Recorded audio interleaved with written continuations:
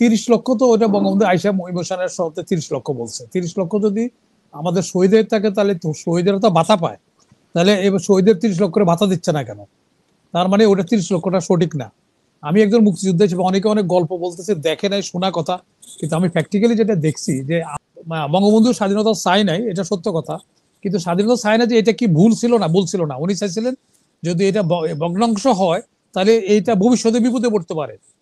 এটা তার দূরদর্শিতার জন্য সে করছে যে পাকিস্তান টিকে থাকে যদি তার প্রাপ্যটা, যেহেতু সে মেজরিটি ভোটে সে আসছে, সে যদি পাকিস্তানের প্রধানমন্ত্রী হইতে চাইছিলেন, এটা কোনো দোষের কিছু না।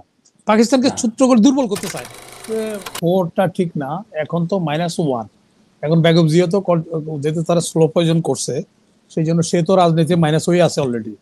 কারণ উনি আর এখন বেঁচে থাকলেও ওনার কিন্তু কাজ করার, রাজনীতি করার সেই অবস্থা নাই। তো সুতরাং উনি তো নিজে ন্যাচারালি উনি মাইনাস হয়ে আছে। একজন দুইজন তো মাইনাস, একজন তো আমি বললাম জয়ের কথা, সে তো এডিক্টেড, তার এডিক্টেড করাই দিছে। আরেকজন তো পালাইছে, তার রাজনীতি মাইনাস। এরপরে এই প্রক্রিয়া হইয়া তত্ত্বাবধায়ক যাওয়ার পরে যে সরকার আসবে তারা থাকবে, এখন তার 84 বছর বয়স। এরপরে সে তো এমনি মাইনাস, সে তো আর কোনো কর্ম, তার মেমোরি লস্ট হয়ে যাবে। অলরেডি এখন মেমোরি লস্ট হয়ে গেছে। এখন যেগুলি এআই দিয়া করে তার কোনো সাক্ষাৎকার না, তার একটা অঙ্গ অবশ হয়ে গেছে অলরেডি, আমরা যেসব খবর পাচ্ছি। আর যেটা ওই এক ভদ্রলোক বললো যে দেখেন আমাদের প্রশ্নকারীরা অনেকে স্মার্ট, তারা খুব সুন্দর প্রশ্ন করতেছে। 30 লক্ষ তো ওটা বঙ্গবন্ধু আইসা ইমোশনের শর্তে 30 লক্ষ বলছে। 30 লক্ষ যদি আমাদের শহীদের থাকে তাহলে তো শহীদের তো ভাতা পায়, তাহলে এবার শহীদের 30 লক্ষ করে ভাতা দিচ্ছে না কেন? তার মানে ওটা 30 লক্ষটা সঠিক না। আমি একজন মুক্তিযোদ্ধা হিসেবে অনেকে অনেক গল্প বলতেছে, দেখে নাই, শোনা কথা, কিন্তু আমি প্র্যাকটিক্যালি যেটা দেখছি যে আমাদেরকে 1 কোটি শরণার্থী দেখাইয়া যে সাহায্যটা আনছে, ঠিক এর আগের অর্থনীতি ভারতের দেখা হোক, আর ওই আমাদের স্বাধীনতা সংগ্রামের পরের অর্থনীতি দেখা হোক, জাস্ট জাম করছে। আমাদের দেখা যায় আমরা ওখানে যখন আমরা আমাদের জন্য খাওয়া নিয়ে আসতো, রাশিয়ার ডাল নিয়ে আসতো, ডালের উপরে পোকা, মানে ডালেতে বাগাত দিলে যেরকম হইতো এরকম পোকা ভেসে থাকতো, আমরা পোকাগুলি সরাইয়া পোড়া রুটি ওইটা ডাল দিয়ে খাইতাম আমরা। আমরা যারা মুক্তিযুদ্ধ করছি যারা, তো ওখানে প্র্যাকটিক্যাল এক্সপিরিয়েন্স আলাদা জিনিস। আর আমাদের যে এখানে একজনে প্রশ্ন করছিল যে আমাদের প্রায় 1 লক্ষ লোকের যে এদের এরা এখানে, তখন আমাদের তো সেক্টর কমান্ডারদেরকে সারেন্ডার ওই অনুষ্ঠানে উপস্থিত থাকতে দেয় নাই। আমাদের ওসমানীকে দেয় নাই, ওসমানী মনের দুঃখে রাগ করে সিলেট চলে গেছে এবং সেইখানে তার বিমানে গুলি করা হয়েছে, ভাগ্যচক্রে সে বেঁচে গেছে, গুলি করা হয়েছে। তো সুতরাং এগুলি কেন রাখা হয় না? তারা ক্রেডিট, তারা দেখছে ভারত পাকিস্তানের যুদ্ধ দেখাচ্ছে, তারা স্বাধীনতা দেখায় নাই। আরেকজনে প্রশ্ন করছেন যে তারপরে এটা শুধু এটা না, আমাদের এই যে 1 লক্ষ লোকের যে 1 লক্ষ অস্ত্র, এটা বাংলাদেশের ট্যাক্সের টাকা দিয়ে কিনা, এই টাকাগুলি, এই অস্ত্রগুলি তারা রেখে দিচ্ছে। তো কেউ যদি দর্শনকারীরা দর্শনের হাত থেকে কেউ বাঁচাইয়া যদি নিজে দর্শন করতে চায়, তাহলে এখন আওয়ামী লীগের অনেক লোকে বারা বলে যে না, ওনারা আমাদের সাহায্য করছে।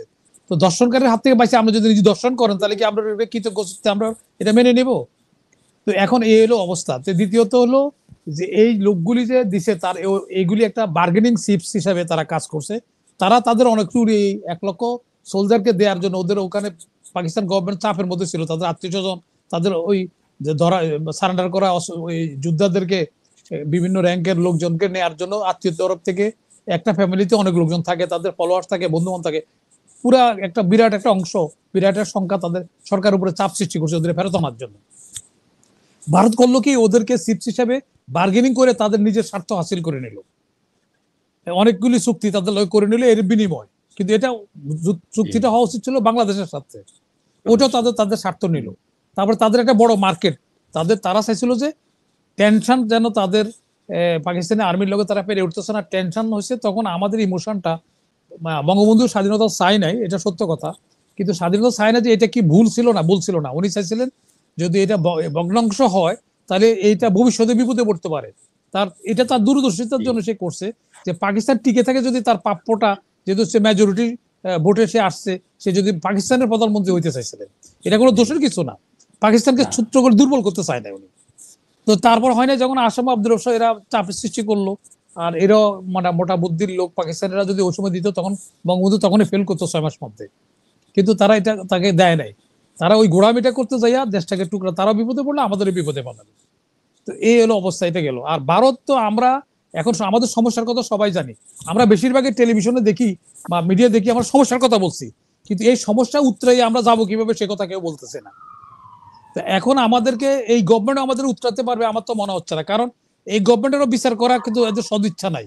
ওদের সদিচ্ছা তাহলে তারা ফার্স্ট প্রাইভেট দ্রুত বিচার আদালত করে 3 মাসের বিচার কার্যকরী করে করতে পারতো, সেটা তারা করতেছে না। এখনো তারা ইলিশ মাছ পাঠাচ্ছে, তারা এখনো নতজানু হয়ে দেখা করবার চাচ্ছে, উপর দিয়ে বলতেছে আমরা বীরশ্রেষ্ঠ, কিন্তু ওখানে যে দেখা করার জন্য ইয়ে করতেছে। আমরা সোজা হিসাব, আমরা হাসিনাকে কনভিকশন হয়ে গেছে এখানে খুন করছে, হাসিনাকে দাও, না দেওয়া পর্যন্ত ভারতের এমবাসি ক্লোজ করে দিতে পারি আমরা ফর দ্য টাইম বি, এটা আমরা বন্ধ করে দিতে পারি। আর আমাদের কম্বিং থেকে যদি রেল লাইনটা চায়নার লগে আমরা পার্সু করে যদি ওই কমিউনিকেশনটা আমরা ইয়ে করতে পারি, তাহলে ভারতকে আমাদের শত্রু রাষ্ট্র হিসেবে দিলে আমাদের দরকারই নেই ভারতের। ভারতের কোনো অর্থনৈতিক সমস্যা হয়েছে, আমরা বরঞ্চ ভারতের সাথে সম্পর্ক ডিটেট করার পরে আমরা কোরবানি হিসেবে গরুর সস্তা পাইছি। আমরা হাসিনার আমলে সম্পর্ক ভালো থাকার পরে গরু কত পাইছি, তখন আমার পেঁয়াজের দাম কত ছিল, এখন কত ছিল, ওই সময় পেঁয়াজ 300 টাকা হয়ে গেছিল। তো এইসব গরুই আমাদের কিছু লোকজন, ওদের টাকা আছে, ওরা টাকা ফাটা আমাদের পেঁয়াজের লাভ দিয়ে এখানে দালাল তৈরি করে। হ্যাঁ, আর যারা দেশপ্রেমিক তারা তো ওইভাবেই করবে না। কিন্তু আমাদের এখন এই গভর্নমেন্ট আসার পরে আমরা এই গভর্নমেন্টের কাছে আশা করছিলাম যে রাজনীতিবিদরা যেভাবে যে পলিসিতে চলছে, যে চরিত্র নিয়ে চলতো, এর একটা ব্যতিক্রম হবে। এরাও কিন্তু চরিত্র পরিবর্তন হচ্ছে না। তারা নিজেরা এখন ম্যান পাওয়ার লাইসেন্স নিচ্ছে, তারা 96 একর জমি নিচ্ছে। কেন ভাই? ভাই যদি হাসিনা থাকতো আপনারা তো জেলখানায় থাকতেন। তারপরে এখন যেগুলির অ্যাডভাইজার বানাইছে, চুরি করার দায় চাকরিচ্যুত সেই লোক অ্যাডভাইজার আছে। আমি তো দায়িত্ব নিয়ে বলতেছি, আমার কাছে নাম জিজ্ঞাসা করে আমি এটা নাম বলবো, এবং উনিও জানে কারা চুরি করে, চুরির দায়ে কারা চাকরি গেছে। তারপরে এর আগে একার সময় তারা বড় বড় পদ পাইছে, এখন আবার আবার এখন পদে রাখছে। কেন ভাই? লোকের অভাব পড়ছে। তারপরে আলী রিয়াজের এত গতার পর আলী রিয়াজ আছে ওই এলজিআরই মিনিস্টার মধ্যে, আমি হাসিনার থেকে ভালো অনেক কোথায় করতেছে আমি তো দেখতেছি না। আজকে যদি দেখি এলজিআরডি সবসময় পার্টির মহাসচিব হয়েছে, সিনিয়র লোক হয়েছে। তারপরে এখানে মান্না, ইভেন শেখ মুজিব নিজেও ছিল এলজিআরডি মিনিস্টার, তাজউদ্দিন ছিল, সালাম তালুকদার ছিল, মান্নান ভুইয়া ছিল, সেখানে একটা কচি কাছার আসর বসছে, সেটা তারে দিছে দায়িত্ব। তারপরে এই কাণ্ডর মধ্যে উনি কিন্তু তারে রিসাবল করতেছে না। তার মানে কি আপনার শেয়ার পাচ্ছেন না আপনি প্যাট্রোনাইজ করতেছেন? তাহলে হাসিনার মধ্যে আপনার পার্থক্যটা কোথায় থাকলো? তো এখন সেখানে খালি মুখে কইলে হবে না। আমার তো হাসিনা সমস্যা করছে, খালেদা অনেক ভুল করছে, বিএনপি অনেক ভুল করছে, দেখে তো 20 বছর তারা ক্ষমতার বাইরে হয়েছে। এখন ওই কথা কই আমরা পার হবে? আমি যদি একটা গুলশান থানার ওসি আগেরটা ভুল করছে, এখন এখনটাও যদি ওই কথাই বলে, তা তুমি কেন এখানে? তার তো আগেরটাই থাকতো, ভুল করার লোকে থাকতো। তাহলে বিএনপি ভুল করছে, বিএনপি 20 বছর পিছনে আছে, হাসিনা ভুল করছে, হাসিনা পালাইছে। তো তুমি এখন 15 মাসের মধ্যে তুমি এটা কেস মতো দেখাইতে পারলা না। আমার আইএমএফ থেকে কোনো অনুদান তো আসলো না, এখন আমার টাকা ছাপাইতে হচ্ছে কেন? তারপরে আমার ভোট দিচ্ছে, আমরা কোনো এটা স্বচ্ছতা নাই, আন্তর্জাতিক টেন্ডার করবে, এখন যারা দিচ্ছে তার চেয়ে বেশি দিতে পারে কিনা। তারপরে আমি আসে আপনার ইয়েতে ওই যে বিনিয়োগ বোর্ডের এক লোকের কোত্থেকে নিয়ে আসে, সে পেপারে অ্যাডভার্টাইজমেন্ট না দিয়ে তার যে ব্যাংকে চাকরি করছে তার কলিগদের আইনা 5 লাখ টাকা বেতনে একজন ডিপটি ম্যানেজার লেভেলে নিয়ে নিচ্ছে এখানে।